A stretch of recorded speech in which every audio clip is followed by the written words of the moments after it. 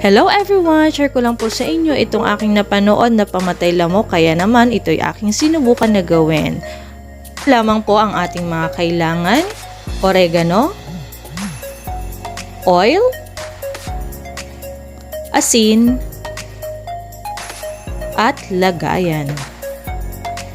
Ang una po natin gagawin ay lagyan natin ng asin ang maliit na lagayan na ating inihanda. Pangalawa po ay ilalagay na natin ang oregano at oil sa isang lutuan at ito po ay isasalang natin sa mahinang apoy at pakuluan po natin ito sa loob ng 30 minutes para maghalo po ang amoy ng oregano sa oil. And then, pagkatapos po ay isasalin na po natin ito doon sa nilagyan natin ng asin. Sunod po ay kukuha tayo ng damit or tela na siya magsisilbing pabilo natin upang ito po ay mapadingasan natin at maging lampara. Ayan na kakabsat yung kinalabasan ng ating oregano lamp oil. Amoy na amoy po natin yung scent ng oregano.